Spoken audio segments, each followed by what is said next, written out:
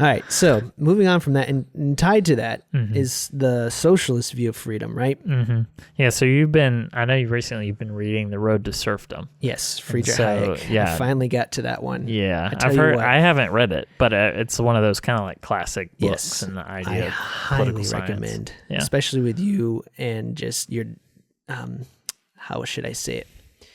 Your obsession to despise the Nazis. Yeah, there you go. That's this. a good way to put it. I always tell people, I'm like, it's like Indiana Jones. He loves punching Nazis. Like, that's me. That's what I like doing. It's I like that mentally scene punching Nazis. where he finally rescues his dad in that castle. And Yep. he sees them and he's like, Nazis. Yeah, I hate exactly. these guys. Yeah, exactly. Exactly. So the socialist view or the collectivist view of freedom, and Friedrich Hayek does a good job of showing that the National Socialist, which were the Nazis, and the Socialist and the Communist, same thing, just different versions, right? But he shows that their definition of freedom is not freedom to choose, not liberty to choose, which we'll get into is more of what God gave to mankind, but freedom from economic necessity, freedom from want and need. Yeah.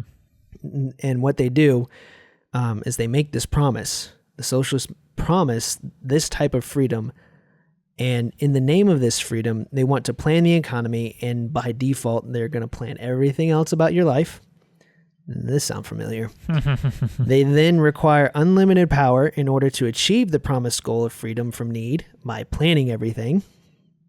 Then they build a whole system of collectivist morals and rules that the entire society must subscribe to. And if you don't, then you're out. Yep. I mean, you're dead. You're not just like, you can go. They usually just take you out. No, there's very few people. A lot of people. Some people go in exile or they leave and go to other countries, but that's the minority. Right. The people who disagree and are stuck there, they're disappeared. Yeah. And then the gulag. pretty much. So the required power always ends up in the hands of a few or one, and it always ends in despotism and tyranny, or as Friedrich Hayek puts it, serfdom. Serfdom. I love that so much. Yeah. So this really helped me understand. His book helped me understand, like, why do we keep hearing these different definitions of freedom and liberty, and how can somebody, when I say liberty and somebody else who has completely different views of me says liberty, we're using the same words, but we are totally not talking to each other. It's completely different language. And this helped me understand the difference between the socialists and like our founders, or even the biblical view of liberty, is that freedom from need cannot be something that can be given or forced from the top down, from those in power. It can't be planned into existence, because there are too many people that have too many varying and differing viewpoints about what is best for their family, what is human flourishing. They just can't possibly know, and it always ends in despotism and tyranny, and people are oppressed, and there's major destruction. Yeah. Millions, literally millions, have died in the name of this promise to freedom from economic necessity. Yeah, and then it's one of those things too where it's like, not even to mention the fact that assumes that it takes the Marxist worldview, which I had my professor the other day, I think very rightfully said, that Marxism is a salvation theology, if you will. No, that's an or it's a salvation worldview. It was meant and designed to be a prescription for how to save the human race, the human condition.